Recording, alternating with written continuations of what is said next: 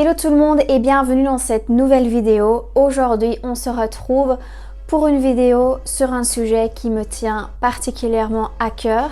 Un sujet que j'ai voulu aborder déjà il y a pas mal de temps. Dans cette vidéo je vais vous expliquer mon histoire avec l'acné. Je vais vous expliquer ce que j'ai fait auparavant mais qui n'a pas marché, ce que j'ai fait et qui a marché un petit peu et pourquoi est-ce que j'ai commencé le traitement Roaccutane et comment est-ce que j'en suis arrivée là.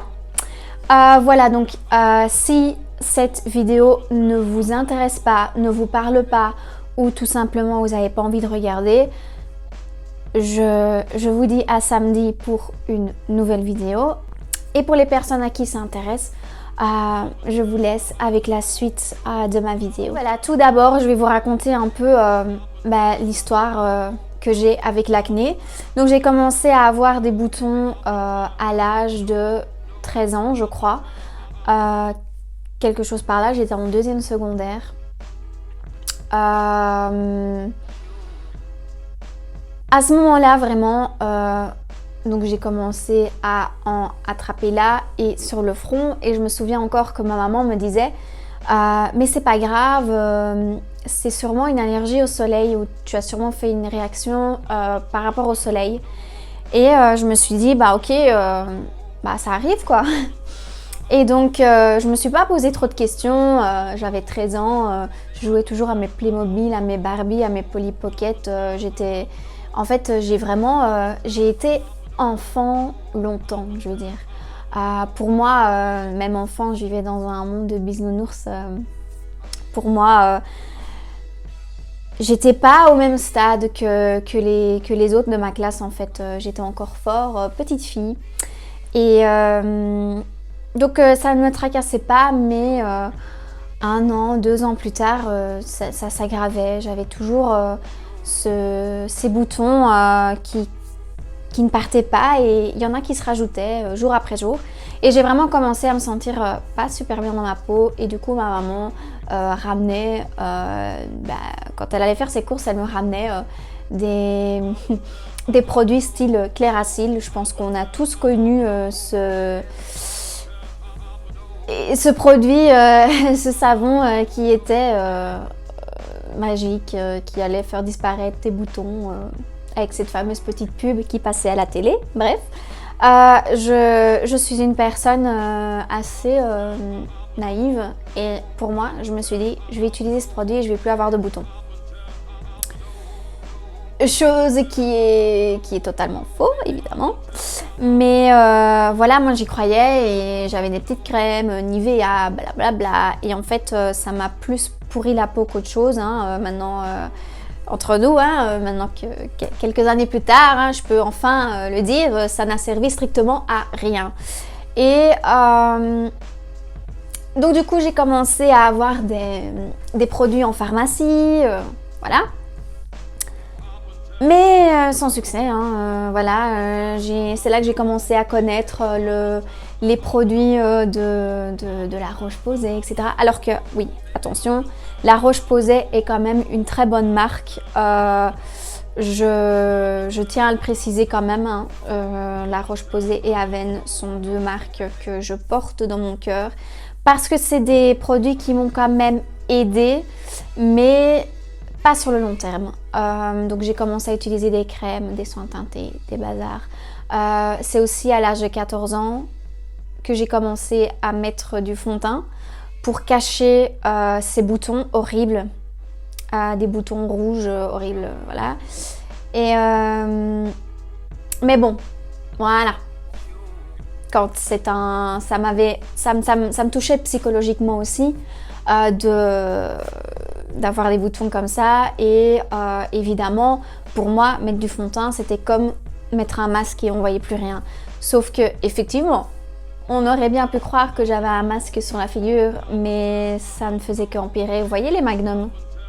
Mais c'est à peu près le même principe en fait, sauf que quand tu es dedans, quand tu te sens tellement mal et que tu as vraiment l'impression que c'est vraiment une protection que tu as sur le visage et que du coup les gens ne voient pas tes boutons alors que c'est complètement faux, mais ça te fait sentir mieux et c'est exactement ce que je ressentais à ce moment-là vis-à-vis du fond de teint. Et bon, j'avais 14-15 ans, donc moi, déjà que mes parents détestaient que je me mette du maquillage pour aller à l'école à cet âge-là. Mais alors, imaginez-vous, moi à 15-14 ans, aller chercher un fond de teint comme ça, plic-ploc au supermarché, aucune connaissance de teinte, aucune connaissance Voilà quoi. Donc j'étais orange et j'avais vraiment la démarcation. Enfin bref, les photos de classe, je vous les épargne. Je pense que s'il y a des personnes qui me regardent là pour le moment et qui m'ont connue quand j'avais 14, 15, 16 ans, coucou, sur vous. Mais non, vraiment, j'étais vraiment très très mal à cette époque-là, rien qu'à cause de mes boutons et parce que les gens me faisaient des réflexions. Je sais pas si vous avez connu ask.fm, je suppose que oui, je pense que ça parle tout le monde. On parlait de moi et je me souviens, je vais pas citer de nom, mais je me souviens que j'avais lu qu'une personne avait posé une question en anonyme, évidemment, sur le profil de quelqu'un de ma classe, en disant qu'est-ce que tu penses des Glen? Et là, la personne répond que que ma tête, que mon visage ressemblait à une calculatrice et que j'étais moche à 1000 km. Ouais. C'était du lourd, hein, ouais. Mais bon, voilà, c'est comme ça. Donc là, donc déjà, ça ne m'aidait pas non plus à me sentir mieux, évidemment, ce genre de choses, voilà. Mais donc, j'ai commencé à l'âge de 16 ans à prendre la pilule. Et là, ça allait, mais tellement mieux. Mais par contre, voilà, ici, depuis mes 16 ans, parce que le mois prochain, j'aurai 22 ans, pendant toutes ces années, en fait, j'avais quand même quelques boutons par-ci par-là, et par des périodes, j'avais vraiment plein de boutons et tout, une poussée d'acné, je sais pas d'où ça sortait, je faisais hyper attention à ce que je mangeais, j'allais regarder sur internet quelles vitamines sont bons contre les boutons, quelles vitamines faut-il avoir pour avoir une belle peau, j'allais chercher des compléments alimentaires belle peau qu'on vend chez Medi-Market et des bazars ainsi, je me désintoxifiais le foie parce que on m'avait dit une fois que ça pouvait peut-être être de l'intérieur et que le foie a un grand rôle sur ce genre de choses, mais rien ne fait et tout ça. Donc mon médecin traitant m'avait prescrit la fameuse crème Tetrinax. Et c'est une crème antibiotique en fait à mettre sur les boutons parce que j'avais aussi des boutons là sur le buste et le dos. Et finalement mon visage ça allait encore en fait avec la pilule etc. Je m'en sortais plutôt bien mais voilà, moi j'étais vraiment très complexée d'aller à la plage etc. Voilà, il fallait vraiment, avant de partir en vacances, je bronzais toujours dans mon jardin parce que le soleil faisait partir mes boutons en fait. Donc en été, j'avais toujours une belle peau et en hiver, catastrophe, éruption, c'était toujours un truc de dingue. Et donc elle m'avait prescrit cette crème-là qui a très bien marché au début. Mais pas sur du long terme non plus. Ma peau prenait vraiment l'habitude de ces antibiotiques, donc ça n'avait plus d'effet. Et ensuite, en février, j'ai décidé d'aller voir une dermatologue parce que je n'en pouvais plus. J'étais vraiment... Ça me rendait... pas malheureuse, mais je me sentais pas à 100%. J'étais là en mode purée, cette histoire d'acné, ça me poursuit déjà depuis autant d'années. J'ai envie d'avoir une belle peau, j'ai envie d'avoir ma peau de bébé, j'ai envie de pouvoir mettre des tops sans me sentir complexée parce que j'ai des points rouges. Enfin voilà, et j'ai décidé donc d'aller voir une dermatologue. Je vais voir une dermatologue à Namur. Et là... elle m'a prescrit l'antibiotique tétralysal. Donc elle m'a prescrit ça pendant 3 mois. Je devais prendre ça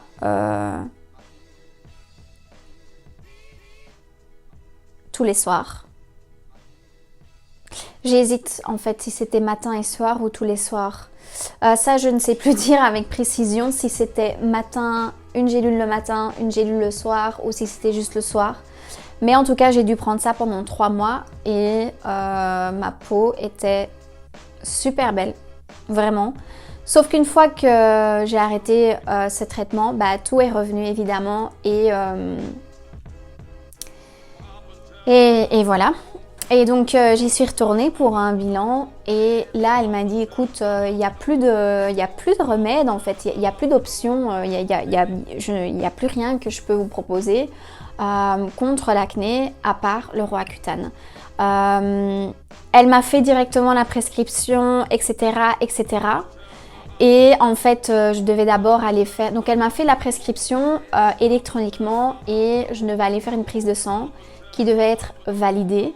Et ensuite, en fonction de mes résultats, elle me donnait un code qui allait en fait activer ma prescription électronique directement à la pharmacie. Donc, avant d'aller faire ma prise de sang, je me suis blindée, informée sur le Roaccutane. J'avais déjà entendu parler de ce traitement. Je savais ce que c'était dans les grandes lignes. Je me suis informée vraiment au maximum que je pouvais et je suis très consciente des effets secondaires que ça peut avoir. Mais je me suis vraiment dit, si les effets secondaires étaient si fréquents chez les gens, les médecins ne les prescriraient plus. Donc je me suis dit, essaye. Si tu sens le moindre couac, tu arrêtes et c'est tout. Donc voilà, j'ai fait ma prise de sang, etc. Donc c'est vraiment tous les 2 mois, il faut faire une prise de sang évidemment. Mais donc voilà comment je suis arrivée au Roaccutane, dans les grandes lignes évidemment. Maintenant, je vais vous expliquer en fait ce que c'est Roaccutane. Voilà, donc moi j'ai le traitement qui s'appelle Isocural. Donc le Roaccutane c'est quoi? C'est de l'isotrétinoïne. Donc j'ai une boîte de 20 mg et j'ai une boîte de 5 mg. Donc je dois prendre une gélule le matin et une gélule le soir. Le traitement dure entre 6 à 8 mois, en tout cas chez ma dermatologue. Je ne sais pas s'il y a différents traitements, je sais qu'il y a différentes variantes de Roaccutane, mais moi j'ai donc l'Isocural. Comment est-ce que j'ai fait pour obtenir Roaccutane? Donc j'ai été voir une dermatologue qui m'a d'abord proposé plusieurs alternatives comme je vous ai dit. Par après, il faut aller faire une prise de sang qui doit être validée. Donc ils font des tests sur plusieurs trucs et voilà. Et une fois que c'est validé, on peut commencer le traitement. C'est un traitement qui est hyper suivi. Tous les 2 mois, je dois aller refaire une prise de sang pour voir si tout va bien. Ça, c'est une chose. Deuxièmement, qu'est-ce que Roaccutane fait à ton corps? Ça assèche complètement tout. Moi, j'ai pris, on en est arrivé à la conclusion de me prescrire Roaccutane parce que le problème venait de l'intérieur et pas de l'extérieur. Ça ne vient pas de ce que je mange, ça ne vient pas de la pollution, ça ne vient pas de... Il n'y a rien d'extérieur qui pourrait justifier mes boutons et donc ça vient de l'intérieur.